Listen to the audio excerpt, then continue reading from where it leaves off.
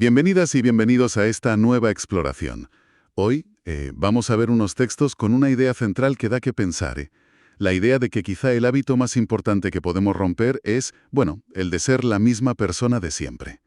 Vamos a analizar un poco cómo este material mezcla física cuántica, neurociencia, biología, para decir que nuestros pensamientos y emociones pueden moldear nuestra realidad. Exacto. La tesis es potente, la verdad. No estamos, digamos, condenados por la genética o las circunstancias. Eso es lo que se sugiere. Ujú. Que tenemos como una capacidad innata para crear la vida que deseamos. ¿Cómo? Pues transformando nuestro mundo interior. Veremos qué base científica presenta para esto y, bueno, qué pasos prácticos propone. Vale. Nuestra tarea hoy entonces es sacar las ideas clave de estas fuentes, desde cómo la mente podría influir en la materia hasta cómo nos definen nuestros hábitos y, sobre todo, cómo podríamos empezar a cambiarlos conscientemente. Claro. Porque la pregunta es, ¿realmente hace falta esperar a una crisis para querer cambiar? Es una pregunta clave, sí. Y para empezar a responderla, el material nos invita a un cambio de perspectiva, ¿sabes? A dejar atrás esa visión más clásica, más mecánica del universo. Entiendo, la de Newton, Descartes. Esa misma. Para entrar de lleno en la visión cuántica. Se habla mucho de física cuántica en estos temas, a veces de forma un poco abstracta. ¿Podemos aclarar qué significa aquí, en la práctica, para esto de cambiar la realidad? Claro. A ver, el punto de partida es entender que a nivel muy fundamental todo es energía. La famosa E igual a mc al cuadrado de Einstein, ¿no? Sí, Pues eso, que materia y energía son dos caras de lo mismo. A escala subatómica las cosas no son sólidas como las vemos, son más bien posibilidades. Se comportan a veces como partícula, materia, y a veces como onda, energía. vale. Y aquí viene lo interesante, lo que dice la cuántica, que el observador afecta al observado. El simple hecho de mirar cambia la realidad. Eso es un poco a magia, ¿no? Es muy contraintuitivo, desde luego. El material lo explica así. Hay como un campo infinito de posibilidades, de energía, el campo cuántico. Y es nuestra atención, nuestro pensamiento enfocado, lo que hace que esas ondas de posibilidad colapsen. Colapsen. Sí, que se conviertan en partículas en experiencias concretas. Piensa en una radio. El aire está lleno de emisoras, ¿verdad? Claro. Pero solo oyes una cuando sintonizas esa frecuencia. Pues nuestra atención sería como ese dial que sintoniza una posibilidad en el campo cuántico y la trae a nuestra realidad. De hecho, se dice que un átomo es casi todo espacio vacío, potencial puro. Vale, me hago una idea. Si somos básicamente energía interactuando con ese campo de potencial, ¿cómo podemos sintonizar la realidad que queremos? ¿Cómo pasamos de ser observadores pasivos a directores de orquesta, digamos? El modelo que presenta el texto es bastante gráfico, la verdad. Propone que emitimos constantemente una señal electromagnética a ese campo. Nuestros pensamientos serían la parte eléctrica. Envían la señal de qué queremos. Ajá. Y nuestros sentimientos, nuestras emociones, serían la carga magnética, atraen la experiencia a nuestra vida. O sea, que no vale solo con pensar en positivo. La emoción es lo que atrae, ¿es eso? Exacto. Para que la señal sea potente, para que de verdad influya en el campo, necesita coherencia. Pensamiento y sentimiento tienen que ir juntos, alineados, ¿sabes? Como un láser. Ya. De poco sirve pensar, quiero abundancia, si por dentro sientes escasez todo el rato. Esa incoherencia manda una señal débil, difusa. Tiene lógica. Mencionas un experimento del HeartMath Institute que parece apoyar esto de forma bastante clara, ¿no? Sí, es un ejemplo que se suele citar mucho. Según se describe, en ese estudio había participantes intentando cambiar la estructura de muestras de ADN en tubos de ensayo. ADN. Vaya. Sí, y resulta que quienes combinaron una intención clara, el pensamiento de voy a cambiar esto, con una emoción elevada y coherente como gratitud profunda o amor, consiguieron cambios físicos medibles en el ADN. Ostras. Ni la intención sola ni la emoción sola lo lograron. Tenía que ser la combinación. Entonces, la clave no es solo el pensamiento positivo, sino lo que el texto llama coherencia encarnada. Puede ser alinear una emoción sentida de verdad con una intención clara. Justo eso. El gran mensaje aquí es, El campo cuántico no responde tanto a lo que pedimos con la boca pequeña, digamos, sino a quién estamos siendo a nivel energético. Nuestro estado del ser, esa mezcla coherente de pensar y sentir, es lo que emite la señal que interactúa con las posibilidades. Y esto conecta de lleno con lo siguiente: el hábito de ser la misma persona. El material dice que la mayoría vivimos en piloto automático, repitiendo patrones. Si nuestro estado del ser es tan importante, ¿cómo se forma y se mantiene ese hábito de ser uno mismo? Pues describe un ciclo que seguro que a muchos les suena. Piensas algo, ¿vale? Y ese pensamiento hace que tu cerebro libere ciertos químicos. Neurotransmisores y demás. Miento. Y aquí está la clave. Ese sentimiento te lleva a tener más pensamientos del mismo tipo. Se cierra el círculo. Un bucle pensamiento-sentimiento. Exacto, un bucle. Y si repites ese bucle muchas veces con ciertas emociones, piensa en ira, frustración, miedo, culpa, victimismo, el cuerpo acaba por memorizarlas. Memorizarlas. El cuerpo. ¿Sí? Se acostumbra tanto a ese cóctel químico que, según el texto, desarrolla una especie de dependencia fisiológica. El cuerpo se vuelve, por así decirlo, adicto a nuestras emociones habituales. ¿Qué idea más potente? ¿El cuerpo literalmente adicto a sentirse mal, por ejemplo? Esa es la implicación, sí.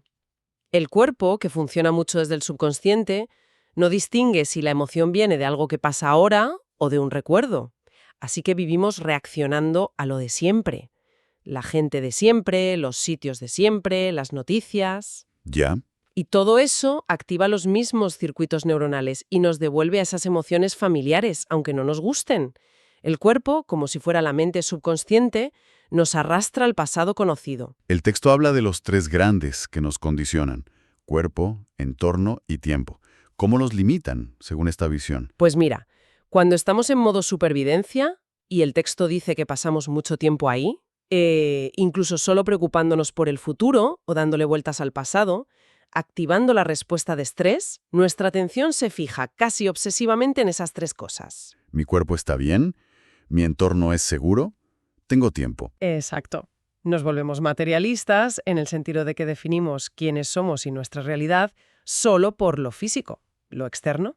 Y supongo que ese estrés crónico pasa factura. Claro, ese cóctel químico constante del estrés no solo nos mantiene mirando hacia afuera y hacia atrás, sino que, como veremos luego, el texto sugiere que puede llegar a influir en cómo se expresan nuestros genes. Podría contribuir a desequilibrios, a enfermedades.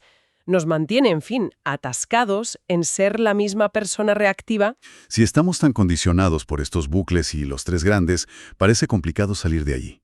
¿Qué camino propone el material para empezar a cambiar? Habla mucho de la mente y el cerebro. Aquí entra un concepto fundamental, la neuroplasticidad. El mensaje es de esperanza, ¿eh? Nuestro cerebro no es algo fijo, cambia. Cambia físicamente con cada pensamiento nuevo, cada aprendizaje, cada experiencia. Se crean conexiones nuevas, otras se refuerzan, las que no usas se debilitan. Y lo más sorprendente es que parece que no hace falta ni siquiera la experiencia física real para empezar a recablear el cerebro. Exacto. El repaso mental es clave. Se trata de ensayar mentalmente una acción, un pensamiento, un estado emocional que quieres. El texto cita estudios. Gente que solo imaginaba tocar el piano y tenía cambios cerebrales parecidos a los que tocaban de verdad. Increíble. O un estudio de fortalecer los dedos, donde la práctica mental aumentaba la fuerza física real. La idea es empezar a instalar el hardware neuronal del futuro que quieres antes de que ocurra fuera. Preparas al cerebro para la nueva realidad. ¿Cómo hacer un ensayo general en la cabeza? Vale. ¿Y qué pasa con el cuerpo y la genética? ¿Estamos realmente condenados por nuestros genes? Aquí el texto introduce la epigenética. Literalmente significa por encima de la genética. Es un campo bastante revolucionario. Sí, he oído hablar de ello. Pues la idea central es que nuestros genes no son un destino cerrado, son más como planos, potencialidades, y necesitan señales del entorno para activarse o silenciarse. Señales como la comida, las toxinas, ese tipo de cosas.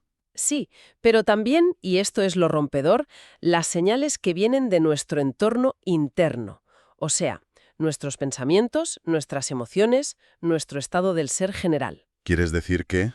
Que cambiar nuestro estado interno, por ejemplo, pasar de estrés crónico a sentir gratitud o alegría de forma habitual, puede enviar nuevas señales químicas a las células que influyen en qué genes se encienden o se apagan. ¿Como si tuviéramos un interruptor para los genes? Más bien como un regulador de intensidad, un dimmer, ¿sabes? No cambias el gen en sí, pero sí influyes en cuánto se expresa. El material menciona un estudio japonés donde vieron que la risa, un estado emocional elevado, cambiaba la expresión de genes relacionados con la diabetes. Vaya dato. O se cuentan historias como la de un tal Bill, alumno del autor, que parece que tuvo una remisión de cáncer después de trabajar mucho para cambiar un resentimiento muy profundo. Sugiere que tenemos más mano en nuestra biología de lo que pensábamos. Fascinante, la verdad. El texto también habla de una brecha entre quien aparentamos ser y quien somos en realidad. ¿A qué se refiere esto y por qué es importante? Pues describe algo muy común, yo creo. Por un lado está la fachada, ¿no? La personalidad que montamos para que nos acepten, para encajar, basada en lo de fuera, logros, cosas que tenemos, relaciones. La imagen pública. Eso es. Y por otro lado está cómo nos sentimos de verdad por dentro, que muchas veces está dominado por esas emociones memorizadas de las que hablábamos. Culpa, vergüenza, miedo, inseguridad. Esa sensación de no ser suficiente. Y usamos el mundo exterior para intentar tapar ese agujero, ¿no? Exacto. Buscamos distracciones todo el tiempo. Más trabajo, más compras, más redes sociales, relaciones complicadas. Para no sentir ese vacío o ese malestar de dentro. Intentamos llenarlo desde fuera. ¿Y qué coste tiene mantener esa fachada, esa división interna? Según el texto, un coste de energía brutal. Mantener esa máscara, esa incongruencia entre lo que muestras y lo que sientes, gasta muchísima energía vital. Además, estamos como energéticamente atados a gente y situaciones del pasado a través de las emociones compartidas, que a menudo son negativas, ¿no? Quejas compartidas, rencores. Exacto. Romper esos lazos emocionales, desmemorizar esa adicción a sentirte así, libera una cantidad enorme de energía. Energía que podrías usar para crear algo nuevo. Precisamente, energía creativa. El objetivo que se propone es la transparencia, que quien parece ser sea igual a quien eres por dentro y a cómo te sientes. Cuando cierras esa brecha hay una liberación, una coherencia interna que es fundamental para cambiar. Se pone el ejemplo de una tal Pamela, otra alumna, que al trabajar en liberar emociones de carencia no solo se sintió mejor, sino que de repente su situación económica mejoró de forma inesperada, como si esa energía liberada hubiera reorganizado su realidad fuera. Para facilitar todo esto, tomar conciencia, desmemorizar, crear un yo nuevo, el libro se enfoca mucho en la meditación. Pero no una meditación de simplemente estar quieto, ¿verdad? No, para nada. La meditación se presenta como un entrenamiento mental activo, muy dirigido. Tiene, digamos, dos grandes patas según el texto. Primero, conocerse. Usar la meditación para observar tu propia mente, ¿sabes? Para pillar esos programas inconscientes, esos pensamientos y sentimientos automáticos que te manejan sin que te enteres. Es como encender la luz en la habitación oscura del subconsciente. Entendido. ¿Y la segunda pata? Autocultivarse. Una vez que has visto los patrones que no te sirven, usar la meditación activamente para desinstalar esos rasgos y cultivar conscientemente los nuevos estados del ser que quieres vivir. La idea es ir más allá de la mente analítica, la que siempre te devuelve a lo conocido y funciona en ondas cerebrales rápidas, beta. Para acceder a estados más receptivos, alfa, teta, donde está el sistema operativo del subconsciente. Ahí es donde puede ocurrir el cambio de verdad. Entiendo que el texto describe un proceso de meditación bastante concreto para lograr esto. ¿Podríamos resumir las etapas clave, sin entrar en demasiados detalles? Claro. A ver, funcionalmente, el proceso busca varias cosas. Primero, hay una inducción. Una técnica para calmar la mente que no para de pensar y cambiar las ondas cerebrales. Es como abrir la puerta al subconsciente. Vale. Luego vienen pasos para liberar lo viejo. Se trata de reconocer qué emoción o estado mental quieres cambiar, admitirlo sin juzgarte, declararlo, a veces incluso en voz alta para sacarlo del cuerpo, y entregarlo simbólicamente. Dárselo a una inteligencia superior, al campo cuántico, Para que se transforme. o sea, una fase de limpieza consciente. Y después de limpiar, después viene construir lo nuevo. Por un lado, llevar la observación a tu día a día, pillarte cuando saltan los viejos pensamientos o conductas y decirte conscientemente cambia. Y por otro lado, lo crucial en la meditación, la fase de crear y repasar. El ensayo mental del que hablábamos. Exacto. Diseñar activamente tu nuevo yo, cómo piensa, cómo actúa y sobre todo cómo se siente esa nueva persona. Y ensayarlo mentalmente una y otra vez, conectando con emociones elevadas, gratitud, alegría, libertad, hasta que ese nuevo estado te resulte familiar, natural, como si ya fuera real. Es como meterte en el papel hasta que te conviertes en el personaje. Mencionas el caso de Katy, que recuperó el habla tras un derrame. Sí, se cuenta cómo Katy, a pesar de lo que decían los médicos, usó el ensayo mental cada día. Se imaginaba dando conferencias, hablando con fluidez, sintiendo la emoción de hacerlo, hasta que la función volvió. Es un ejemplo fuerte de encarnar el nuevo estado del ser antes de que se vea fuera. Vale, hemos trabajado por dentro. Cambiado patrones en el cerebro, enviado nuevas señales epigenéticas, ensayado un nuevo estado del ser en meditación. ¿Cómo se supone que esto se traduce en cambios reales fuera, en el mundo exterior, según este enfoque? Aquí volvemos al principio cuántico del que hablábamos. El campo responde a quién estamos siendo. La propuesta es que si combinas de forma sostenida una intención clara, el qué quieres, con una emoción elevada y coherente, el sentimiento de que ya es real, como sentir gratitud antes de que pase, estás emitiendo una firma electromagnética muy específica y muy potente. Estás alineando tu energía con una posibilidad que ya existe como potencial en el campo cuántico. Y el cuerpo es clave en esto, ¿no? Fundamental. Cuando generas esa emoción elevada, como si el futuro que quieres ya hubiera pasado, el cuerpo empieza a creerlo, a nivel químico, neuronal. Engañas al cuerpo para que viva en esa realidad futura ahora, en el presente. Y es este cambio en el estado del ser lo que, según esta teoría, atrae o permite que la experiencia externa que le corresponde se manifieste. Recuerdo el ejemplo de la hija del autor que quería ir a Italia. No se puso a buscar vuelos como loca ni nada de eso. Exacto. Según se cuenta, ella se centró en ser la persona que ya había vivido esa experiencia genial en Italia. Cultivó la intención y, sobre todo, sintió la gratitud y la emoción de esa realidad cada día en su meditación y en su vida. El resultado, la oportunidad apareció de forma inesperada, sincrónica. ¿Cómo? A través de una conversación casual con una profesora que justo necesitaba un asistente para un viaje a Italia. El cómo se resolvió solo, como organizado por esa inteligencia mayor. Así que la clave final, una vez has hecho el trabajo interno, es mantener ese nuevo estado, pase lo que pase fuera, ¿no? Sí, la palabra clave es demostrarlo. Mantener ese nuevo estado del ser, los pensamientos, las acciones y sobre todo los sentimientos elevados de forma constante, aunque las circunstancias externas aún no hayan cambiado. Vivir como si ya fuera real. Ya. Cuando tu comportamiento diario empieza a reflejar esa nueva conciencia interior de forma natural, es cuando la realidad exterior, según este modelo, no tiene más remedio que empezar a ajustarse a tu nuevo yo. Y la respuesta del campo suele ser sorprendente, inesperada, confirmando que el cambio vino de dentro. La verdad es que hemos recorrido hoy un territorio fascinante, explorando estas ideas. La posibilidad real de que nuestra mente y emociones no solo influyan, sino que activamente creen nuestra realidad.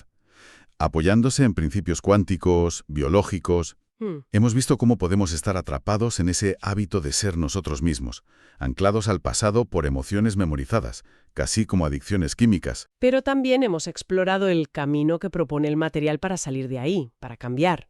Despertar la conciencia sobre nuestros patrones, desaprender las emociones que nos limitan, para recuperar nuestra energía. Y usar herramientas activas como la meditación para diseñar, ensayar y, al final, encarnar un nuevo estado del ser, uno alineado con un futuro que elegimos nosotros. Exacto. La transformación, desde esta perspectiva, empieza sí o sí por dentro. No hay otra. Nos deja con una visión, que da poder, ¿no? Quizás no somos víctimas pasivas de lo que nos pasa, sino creadores con un potencial enorme. Ajá. Y tal vez la reflexión final que surge de todo esto para quien nos escucha es, si el hábito más grande que podemos romper es el de ser la misma persona, ¿quién elegiría ser mañana? ¿Qué nueva realidad podría empezar a desplegarse si invertimos nuestra energía más valiosa en cultivar conscientemente ese nuevo yo?